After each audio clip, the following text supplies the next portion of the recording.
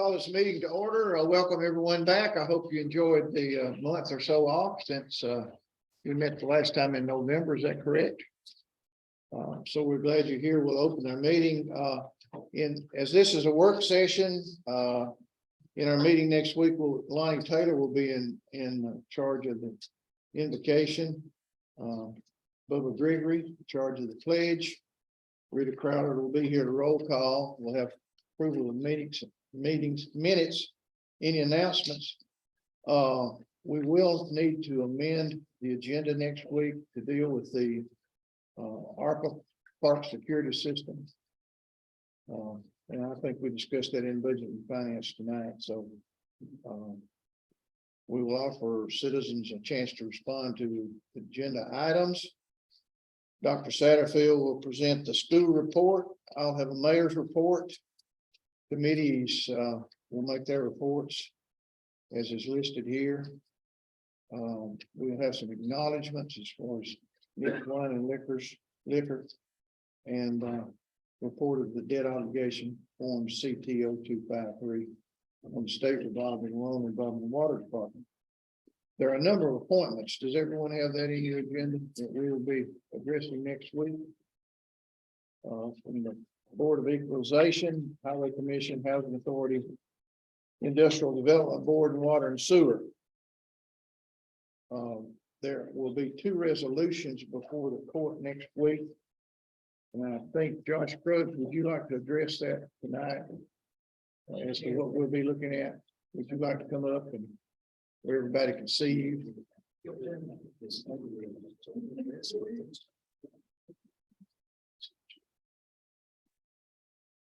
You might give us a report on the health of our sheriff at this point too. So he wanted to be here, but he's still not trying to get around a lot of it. He's still but he is doing better. He's coming into work, and a lot of times after lunch on into the evening hours, it's a little quieter. But he wanted me to come and just basically tell you guys what we're working on. So actually there's a grant out there and it's free, and Putnam County's already took advantage of it. So basically this grant is free money that they give to a county. So the county can contract out an emergency medical service other than the local. And one is called that we've talked to that would be interested in ParaMed. And they would come in and we would pay them to transport our EDP, emotionally disturbed persons, from the hospitals. And what this will do is right now, the ones that are incarcerated, we take to Middle Tennessee Mental Health or Murfreesboro or Lebanon. They're in custody. We would still do that. The ordinary citizens at the hospital right now we take as well.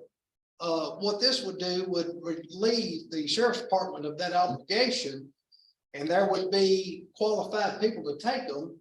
And in turn, it would save money, overtime, and stress of employment. So the county's gonna save big from it.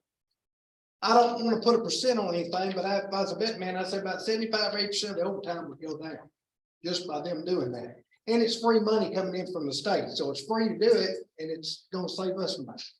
And that's what we're working on. We had to come up with some resolutions, and Mr. Beller's looking into some things for us to make sure everything looks like he's got it here. But that's basically the gist of it. There. Thank you very much. Excuse me, John. How many of those a week are we doing? We're right now we're either doing 3 to 4 a week. I've seen 3 to 4 a week. I remember when I was a deputy doing that, they'd keep a deputy tied up all day long. And that's back when we just had one deputy a shift. I mean, we was in it takes, when you deal with that, it takes a deputy away all day.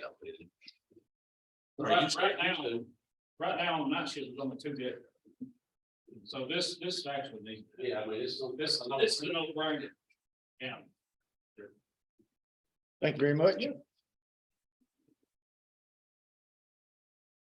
The second resolution we'll be looking at 2023-02771 is the CDBG 2023 food insecurity. Is there someone here who wants to speak to that? I can pick that one up. Come on, Commissioner Gregory.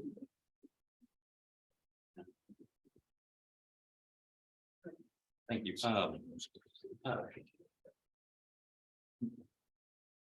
I serve on the boards also, for both the Crossville Backpack Program and the Community Health Center. And both programs were made available or were made aware of this grant back in November. I spoke to it, I believe it's at the executive committee in December, just as a preliminary thing. There is roughly, the funding is through the CARES Act, passed a couple years ago, the federal government. There's $10 million total grant funding. Counties can apply for up to $500,000, and there's no local match required. It's complete grant money. But the grant is designed to address food insecurity in various counties. The counties basically serve as financial agents that they have to partner with local organizations who work to address food insecurity and who are qualified with Second Harvest Food Bank. Both the backpack program and the help center do meet those qualifications. Both groups have come up with proposals, and we would like to apply. The help center is wanting to apply for about $3,500, and that would go towards work tables, sink, and food service gloves and such, to be able to, like right now at the help center, they can't break down bulk items. If they get a bulk, they can't get like bulk flour and break down into, they just don't have the equipment to do it. The $3,500 for the help center would, if that grant's approved, would allow for that, for equipment for that. The backpack program is really getting ambitious. Of course, it's operated at the Church of the Firstborn. You're right there next to the high school. That church owns a good bit of that property back behind the church and over toward the high school. What Backpack would like to do is build 2 greenhouses on that to be able to grow vegetables and such be able to increase the offerings that we have, that Backpack program is able to provide its customers, and even potentially be able to provide those items to the community help centers for distribution as well. The total request from the Backpack program is $434,000, and like I said, this is all federal money. There's no local match on any of this. But basically, all we're asking is that the county, the terms of this grant, the county has to be the one to apply. It basically serves as a pass-through, and so basically we're just asking the county's blessing in submitting the application. If approved, the grant has to be submitted by the end of January. The awards will be, they'll announce awards by the end of February. The money is supposed to be spent by the end of June.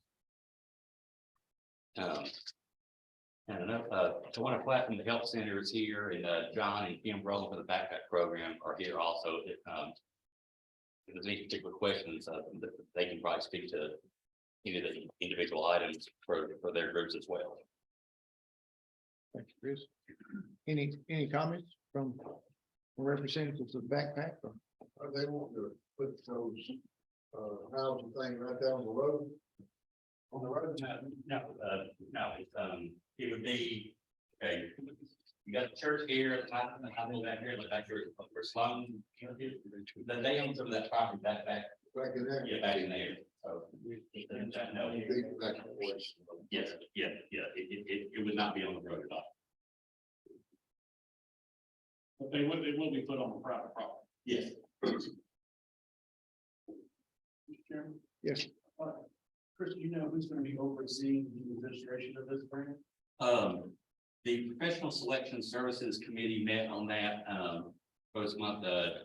Mayor McCall, Amy, and myself made up that committee. We chose Faye Leonard, who's written a number of grants for the county over the years.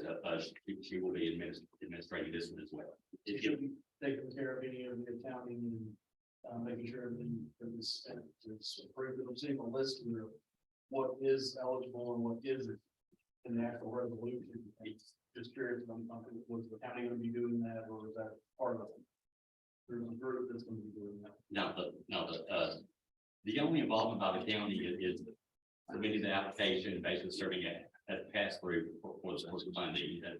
And actually, this grant, they will reimburse if you make expenditures, or they will pay invoices directly. So, you know, backpack orders the stuff for the building greenhouses. They submit an invoice to the county, to the mayor, and to get it paid. So if the federal government comes and audits this grant, they're not coming to the county, they're coming to this. I believe that, maybe, I'm sorry, I was talking with the mayor. I did not hear the question. okay, So if the federal government comes to audit this grant, are they coming after the county for any insufficiencies or wrongdoing? Or are they going after the backpack group? No, they're going after the backpack group and the help center if there is anything that is not grant approved. and Would you be able to put that on private property though? It is funding for private Okay. entities. The county is just a pass through. They're using us as kind of the mechanism to get the funding moving back and forth. yeah, the grant funding has to go to private agencies, because the way it's set up, counties have to make the application. Okay, on behalf of the organizations. Any further questions? Mr. Chairman. The greenhouses, the produce that is grown in those and donated to the backpack program, should there be anything wrong with that produce? Is the liability solely on the backpack program at that point, or does the county have liability for those instances? I don't know that we have ever discussed that, but I would presume that it would be solely on the backpack program. We have talked to the director of the CDBG program. He said county would have no liability for any incidences. So no, I mean, whatever the case may be, Correct. Unless the county has done something that is wrong. That would be the only time we would have liability. And we do have commitments from about 15 people so far to work the greenhouses and collect what kind of stuff. We're hoping to partner with the FFA and the 4-H. We've reached out to those organizations. They have offered general, support, but they haven't committed to anything specific. We're hoping to be able to get them involved as well. Any other questions? Yes, sir. A question, comment. I'm assuming that if the money's coming to the county, then you guys will be the one to disperse the money. Is that correct? There's a good chance of it. It's grant money coming in, folks. It's hard to turn that down. And with no local match, that all kind of makes it equally attractive. It's a bold undertaking, but I do know that there's a groundswell of support for it to do it, and the backpack program does incredible work here in our county. And I think there's money included in that for even to purchase a refrigerated truck. Is that not true? Yes, there is a refrigerated truck included in the backpack portion of that. We don't get a whole lot of perishable items just because our volunteers use their personal vehicles, go pick up stuff from second harvest, and they can only get so much in personal vehicles. A refrigerated truck we can go get perishable items. We get a decent amount of frozen meat that we're able to give out to the families that we serve. Any further discussion? I think not really discussion, my only concern in the conversation, you mentioned a timeline, it seemed very tight. What happens in that timeline? There's no accountability. I keep hearing there's no accountability to the county. But if that's not able to be completed, is this something that can be spent? But the 2 greenhouses aren't built. You're gonna have trouble getting something built in a very short amount of time, maybe even a refrigerated truck. Things are, it's taking us 6 months or a year and a half to get a trash truck, and you don't know how long it will take, or these things that can be spent up front. And then you're still inside that window. It just seems like that's a very tight time. Yeah, Tennessee ECD would, with this grants come from, that, they had indicated that, they did a webinar back in November, and they said at the time that they expected there would be multiple requests for vehicles, and they expected that there would be some delays, and some, so like, as long as the stuff is ordered, they'll give some grace on that. Is what it sounds like. Gentleman in the back. Yes, hi, I'm John Rowland, I'm with the backpack program. I just wanted to add that yes, it is a big undertaking, but it would be the next step for the program to help, teach kids, people how to grow hair and, stuff like that. And there's a garden in Franklin called the Giving Garden, run by the Methodist Church down there.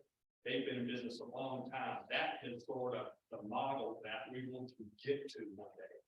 Y'all have to get a chance to look them up. It's called Giving Garden, Franklin, Tennessee. They're big. Of course, we'll start out small, but eventually, maybe one day it will get like that. So we're setting up a visit down there so they can help guide us on do this and not that. Thank you. Any other discussion? Not, we'll move on to ordinances.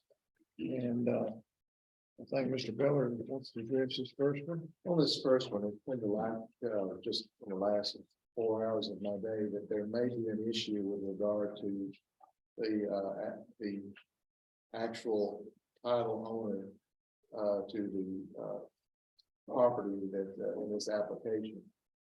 There's actually a mistake involved that we're unaware of, and some other issues. At this time, until I learn more about this, which includes me probably having to talk to some attorney that represents an estate, I would ask that this matter not be addressed on the floor of the commission until I can get those answers. I may have all those answers for you next Monday night. Right now, I would suggest that we don't make any actions on this in the second reading.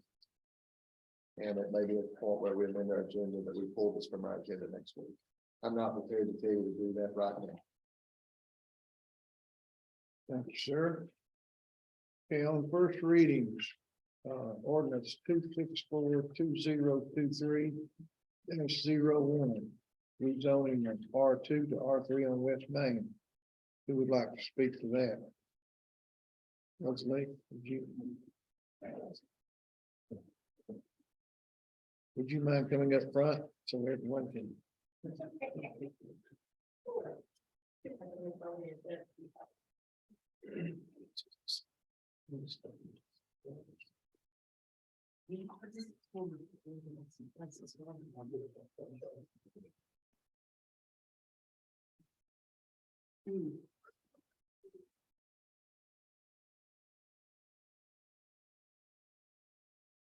If you'll notice in your packet that there is a parcel there on West Main, and the owner would like to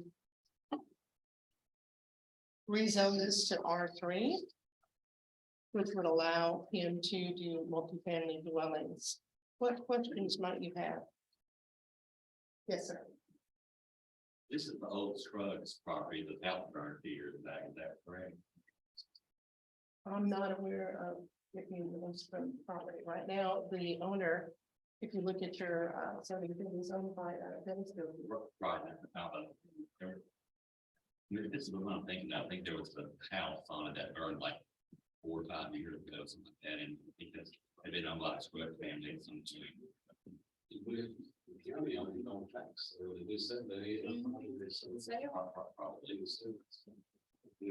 So is this the same property that has that well on it?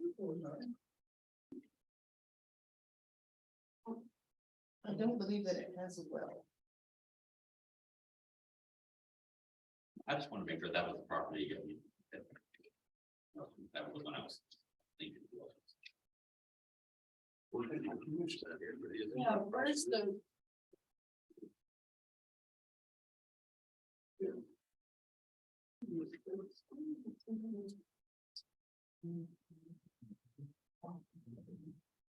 Well, here's West Main, and then there's Vauxhall Street, so it's just right there, it's right across from where they are now, constructing the, townhouses. And next to that, there's gonna be the mini storages that were approved that are in the construction as well. So there's a metal building still on that property. But not well. There might. Mr. Rosen, are you aware of the well being on the piece of property? I'm not. No.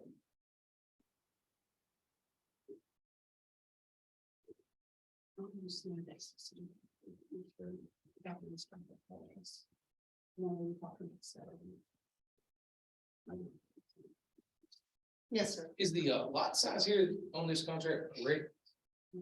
13,445 square feet. That's not 4 acres.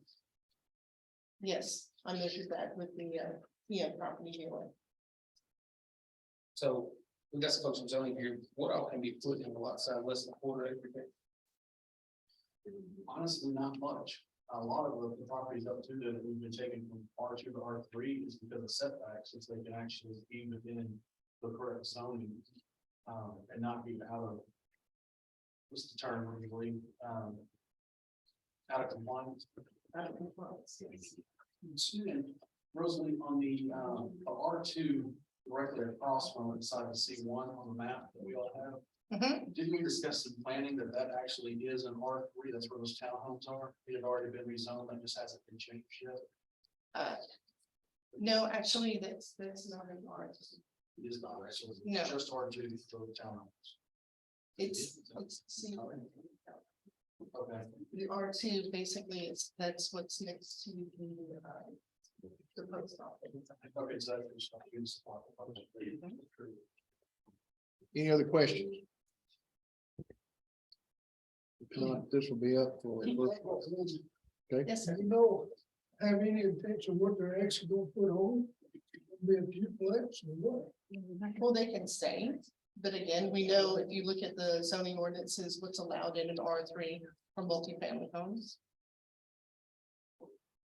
Because of the size of the lot, it limits how many multi-family. How many- any other questions? Not this will be up for first reading. County Commission meeting. This was recommended from the planning commission. They've had a favorable recommendation, yes, sir. Thank you. Will you be speaking to this next one, or would you like to be seated and be called? It's time to decide and answer any questions. If they do.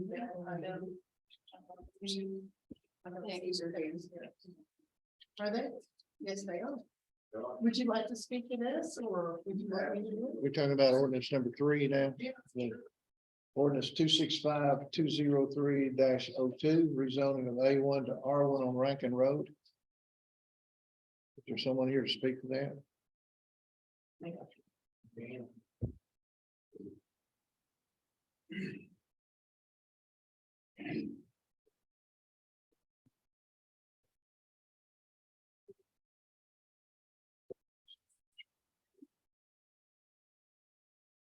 So basically, I don't have that drawing that y'all are looking at, but that's projected drawing. This is her family farm. We're just trying to obtain as much of the farm as possible and be able to sell the home. The home's not lived in right now. You know, homes not lived in, they go down real quick. So, what'll be included is the house, 2 acres, there's a pool, and there'll be a shop, roughly 30 by 60 shop. We're wanting to split on the right side projected property line. We'll split the shop and a barn. Would like to keep the barn with the farm. Right now, the way it sits, the house sits on 6 acres, shop and a barn, and you can see how far back into the farm it goes. We're just trying to downsize that and obtain as much of the farm as possible. I plan on farming it, so that's all we're asking. Any questions? received a favorable recommendation from the planning commission. Any questions at all? Be addressed at the next commission. Thank you very much. Thank you. Okay, the next is ordinance 266-2023-03, rezoning of A1 to R1 on Honeysuckle Road. Anyone here to speak to that? There you are. Come right in. You might introduce yourself to them. My name is Alex Shoulders. I'm the owner of this property. Me and my wife are looking to rezone the house with 1 acre so that we can retain the farmland and the barn behind the house. So that then we can, I'm actually gonna be selling it to my brother, the 1 acre with the house. It's the plan, so. Any questions? Mr. Governor? By the map we've got drawn for us, this entirely cuts off and landlocks the property behind it. Is that? It's just farmland. There's no. Go ahead. He owns the parcel next to it. It's going Yep. to join here. That's what I. Yep. Get to. Thank So you. I own 22.10. Okay. That clears that up. Any questions? We received a favorable recommendation from planning, so will be addressed at the next commission. Thank you.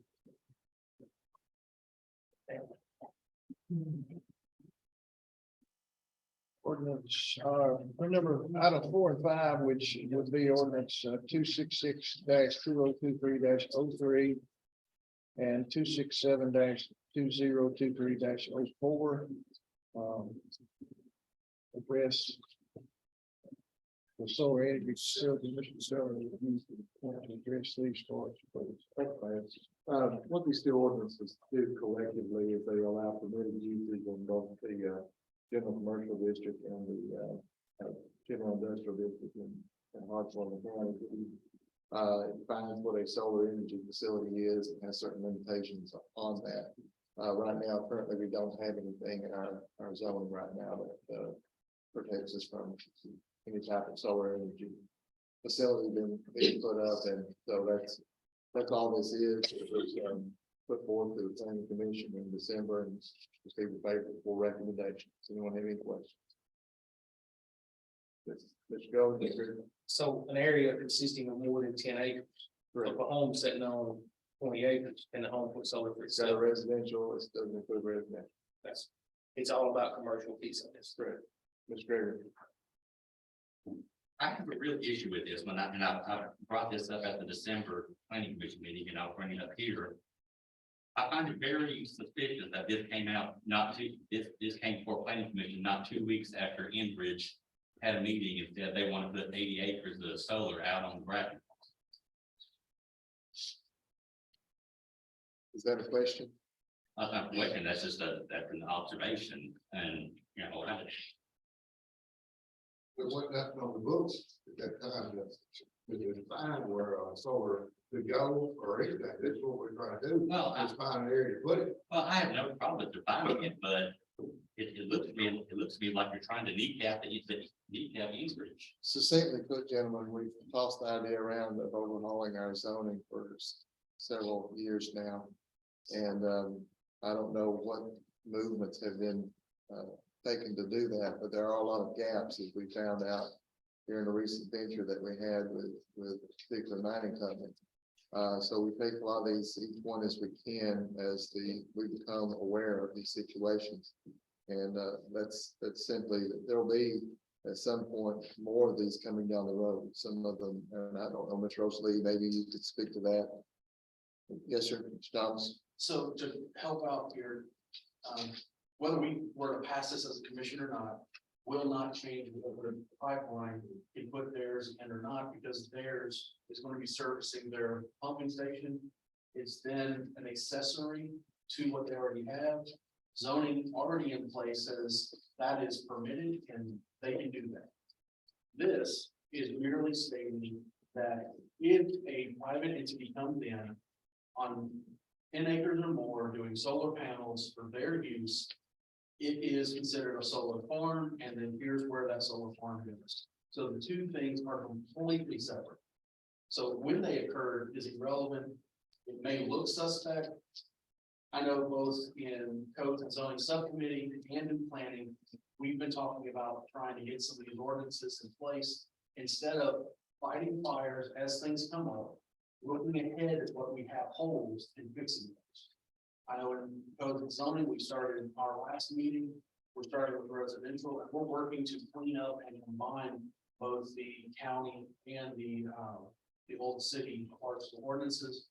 And then try to find those holes as we go through so we can address this. We're looking to actually get a little bit of extra help, more than what we were getting from the NRC, to better facilitate that process. Hopefully that'll be something that I can bring up before the full commission on the next one.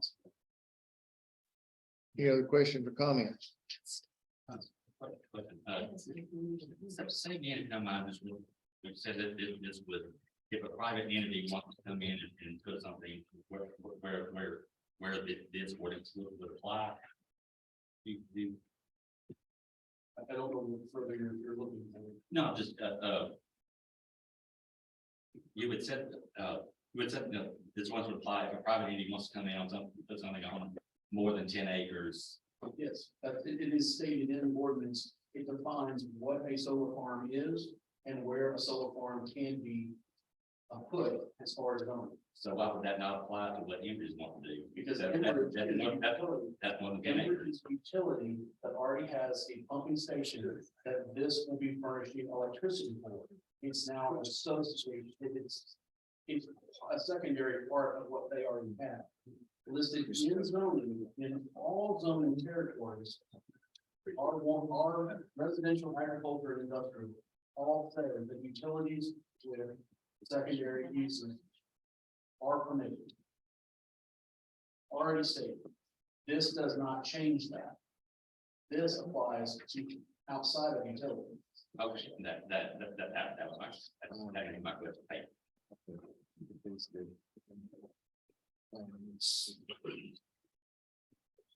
Any other question, comments? No, we'll move on to item number 7, which is ordinance 269-2023-06, planning and zoning application fee schedule. Mr. Thomas, will you be presenting that? So in discussions with Sam Edwards on some of the sign posting that got brought up during the quarry discussions, the cost of that, we got to looking further into it and found that really we don't charge near the fees as anyone around us for rezonings or site plan applications. And when we looked at how much everyone else is getting charged for that, we noticed that we were extremely lacking in that. As was brought up as part of budget and finance discussions tonight, the cost of publishing all this constantly, because we are having more rezonings that have to be published in the paper, the notices, all the site plan notices have to be put out.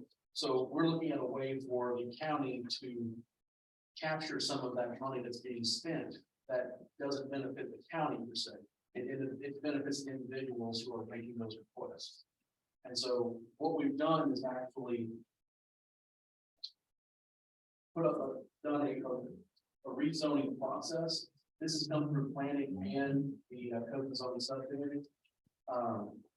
There is at one point there was discussion because what had been brought forward didn't have a penalty or a verbiage on what was to happen if an applicant would not post a sign or the sign was taken down. So that verbiage has been put back in there. Apparently it was talked in planning. It just from going to planning, the subcommittee had not been put in there. GNRC had been doing some changes. That word got in there. On your very last page of that ordinance, you'll see the fee chart. Those numbers came out of codes and zoning. That is our suggestion based on the fees that we saw from both Wilton County, Watertown, and Cobb County. Also with some from Sumner County. We were looking what they charge for their fees and try to find something applicable.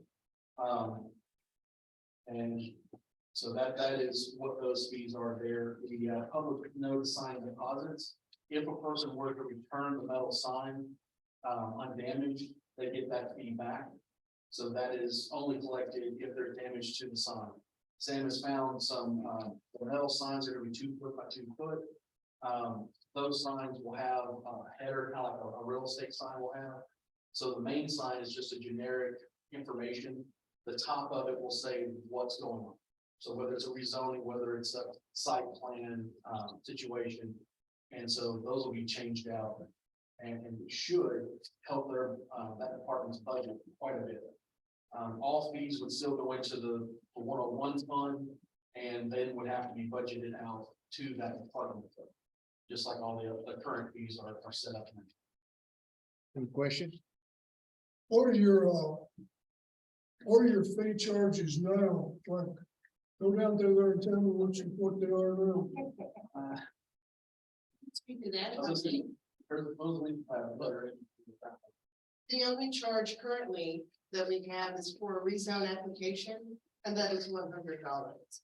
And if you would, care to look at any of the planning commission agendas for the last, I would say, year and a half, we have multiple, like 7 different items that have a public hearing, which cost quite a bit of money.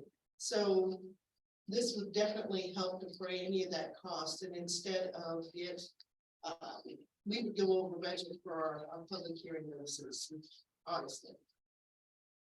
It's some of the fees that they're getting by with cuts into Sam's own budget. They're getting a free ride, so this will, if they people that they want to do it, they can afford pay to do it. So it'd be like, but it's some of this stuff is cut into Sam's. They can't, talk, messed up his budget. Yes, sir. Echoing what they're saying, I just want to make sure we're clear on this, because all we're trying to do is stop the county from shouldering all these expenses. Yes. That's the nutshell of the whole thing, is the county has been shouldering a bunch of money. People are just coming in and fact finding, looking where they can make some money on this and on that, but at the same time, we're getting handed the bill for all these services, and that bleeding's got to stop. So we did, an in-depth scan of what all the other counties are charging. We're not an industrious county like Wilson County or Summer County, but we had to come up with something, and this will curtail a lot of the people that's looking for fact finding. This people are very expensive. Thank you. Yes. And then also too, this also promotes better communication to the public about what is exactly happening in the county. A lot we're not being able to, not everyone reads the Vidette or has access to the website to see what is coming down the pipe, so to speak. So this would definitely help everyone see. Yes. Will this fee schedule be looked at annually, semi-annually? That would be to the discretion of the commission on how you guys want to do that. Once the fees are set, the commission's the only one who can change those. So as far as codes and zoning subcommittee, I have no problem taking that on every year, looking at it, making comparisons and then presenting it to a full body. Yeah. All of y'all will remember, I'm sure, back in August at the final meeting of the previous commission, and what much was the incoming were there. John Oliver made a comment then that there was a rezoning there, and that he said that he only knew about it because he picked up a copy of the paper. And so yeah, I think putting the sign requirements in this is absolutely the right thing to do. I mean, the paper satisfies our legal obligations, but I think requiring sound be posted so people, neighbors, people might see what's coming, satisfies our moral obligation to the people we represent. So I think this is a great idea. And thank you to David and the planning for taking the ball and running with this. Thank you. Yes, sir. If we pass it this month, does it go in effect the next month? When would it go in effect? Or Is it gonna take the date on that? I didn't overlook that, but I would say that if it goes in effect immediately. I don't see any delay in the date on that unless I missed it. Any other questions? If not, we'll move to item 8. which is ordinance 270-2023-07. An amendment for zoning land use definitions. I think it's a chart. David, do you want to address that? So, this kind of came up also out of our dealings with the quarry situation. We found some issues there. So this has a chart, which will be great for us, especially as we're doing rezonings, nice quick reference. But it also has wording in there, and it directs what, how a property falls that is going to a use that isn't already stated on the table. So it takes out the free-for-all of, well, then I'll put it anywhere, because it's not in your ordinance. It actually gives a process and placement for that, of going for the BZA. It sets forth instructions on the BZA to, here's the process you'll use in order to determine where it will go. So that they have some guidance themselves on how to do their process. There is a table here both, and I think we've actually got it separated as two different ordinances, but you have one table that will cover your Trousdale County zoning, and you've got another that covers your Hartsville zoning, because they are different. And this is the way it is now. Before, if the county commission decides to adopt the clean, finished product of the cleaning up of the two, this chart would have to be changed to match that. But in the meantime, it gives us a nice, just a simple of where it can go, where it can't go. So when you have a question about an R3 and it's in Hartsville, you can look at Hartsville table and see the R3, which is on the second, the next one. And there's your R3, and it shows everything that is permissible, everything that is allowed under special exception, and if it is blank, it is not allowed in that zone.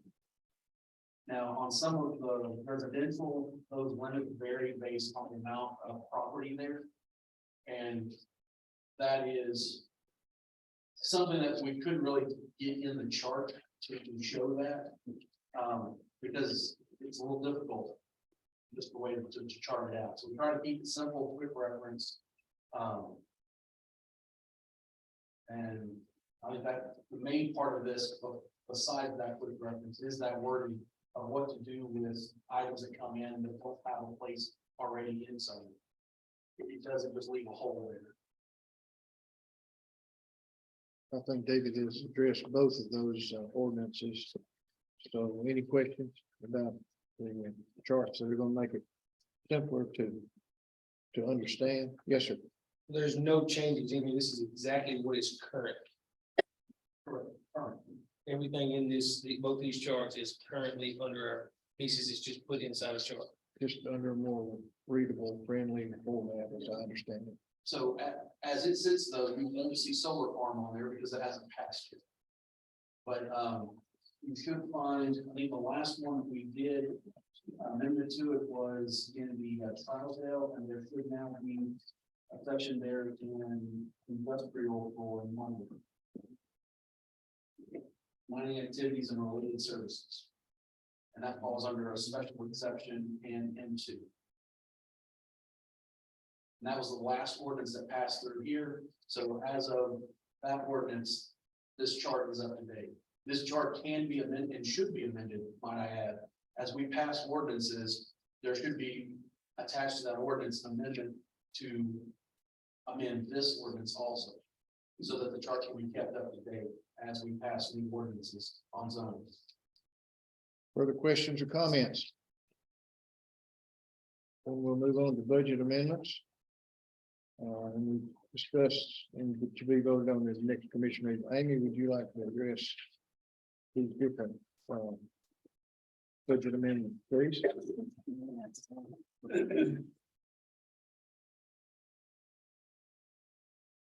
So the first one is kind of a cleanup budget amendment. It is applying to 3 different departments. Planning to address the overtime in the department of expenses of legal notices, and then other contracted services, which is the GNRC contract, This happens every year. We budgeted one number. It came in higher than what we budgeted for. Again, it's just a cleanup. Archives, other contracted services. There is a maintenance agreement for equipment that was purchased last year. This will be an annual agreement. I'll make sure to include that in the future budgets. And then the data processing line, I'm requesting 10 new phones. I have used all of my extras. Thank you to the jail staff for damaging those phones. Or not, but requesting 10 phones. Those phones are knocking on about 6 or 7 years old now, so they are going to start going down. I try to have extras on hand. Any questions on that one? None? Moving on. And on the phones that you said 10 phones? Yes. There's only 2 people in that department, so. I handle the phones for the county. Okay, So- you're just attaching it to that. Yes, so the data processing, that's where we put all of our communication equipment. I have 6 phones that are allocated to 3 or 4 different departments right now, which will allow me to have 4 extra phones on hand. Yes, sir. When are you gonna get these 10 new phones?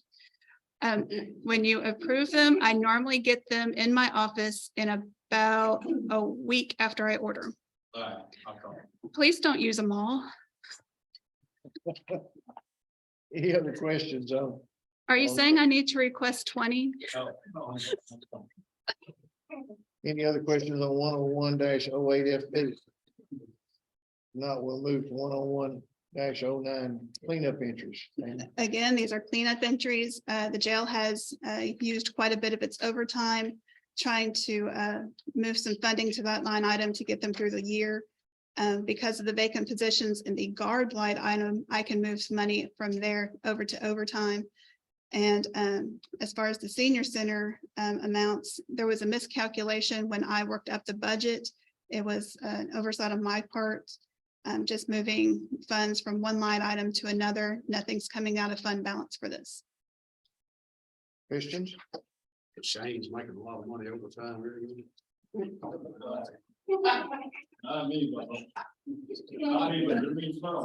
Hey, Shane, do you want me to call him out of order on that?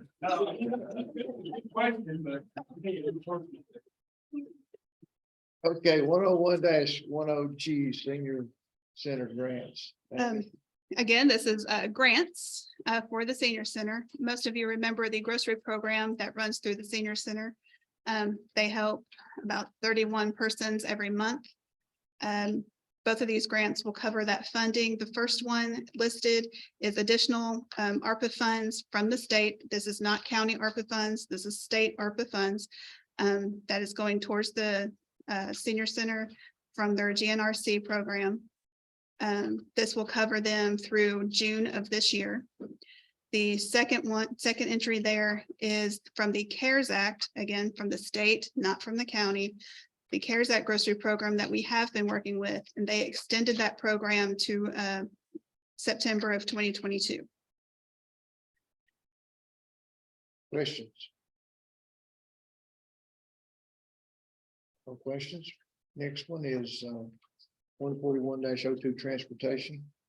This is a schools grant, not grant, sorry, schools funding. Hopefully Dr. Satterfield will be here to answer any questions on that one. There is going to be a budget amendment that will be added. I think we mentioned that when we were going over the agenda. Approved. So there's going to be both an ARPA approval. You should have a handout on this. An ARPA approval for $20,000 that'll go to the park security cameras. And also with that will be the budget amendment appropriating that transfer of funds over to the general fund account and will be appropriated to the parks. I hope that makes sense. If somebody from Public Works would like to speak on the camera system, that would help me out quite a bit.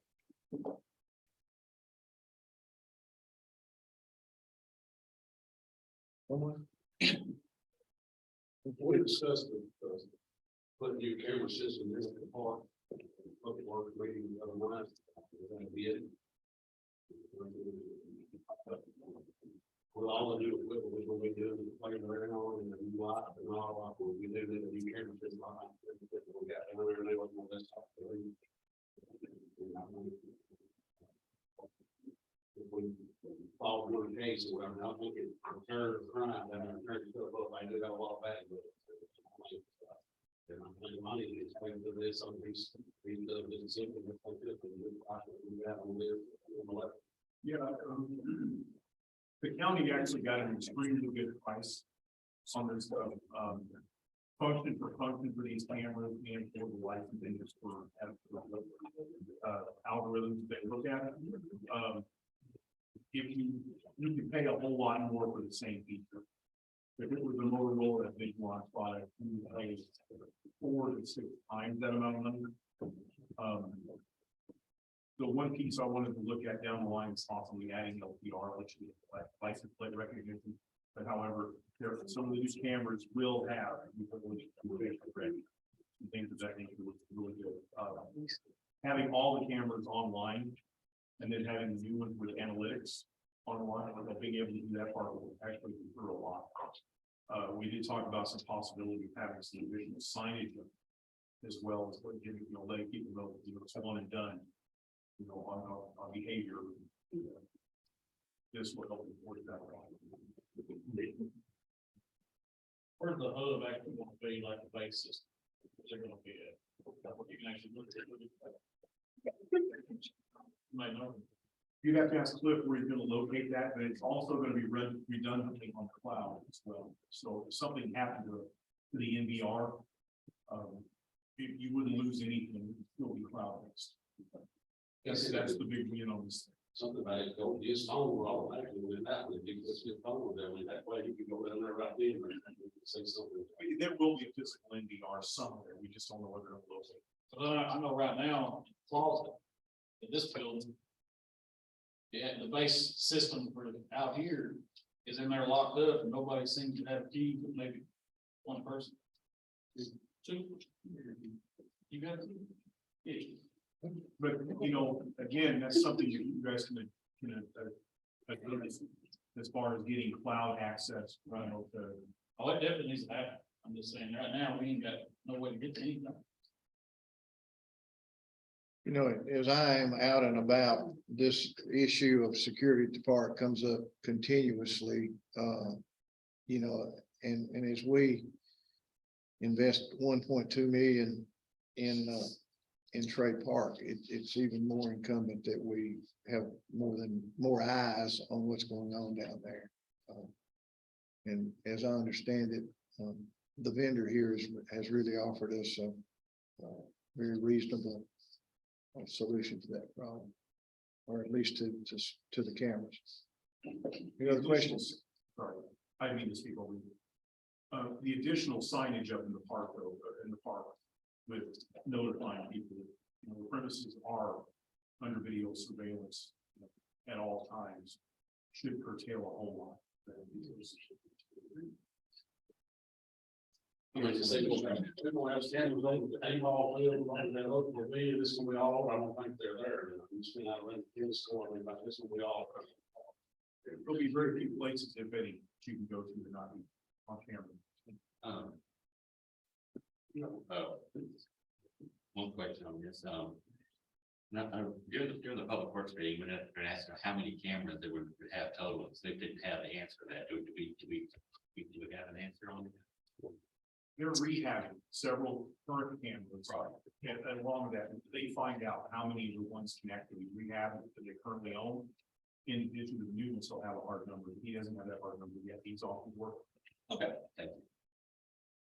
Any other comments? I just like to say that the budget finance committee was on favorable recommendation on all these budget amendments. Yes, sir. Mr. Chairman, earlier, Mr. Kelly asked a question on the rezoning on that R3 up the road here. I was able to find that information on an R3. If that's turned to an R3, because of its lot size at 13,000 square foot, it can only support 3 multi-unit units there. There's a minimum of 3,600 square foot per unit, so we only have 3 units put there. Okay, thank you. Any other business tonight?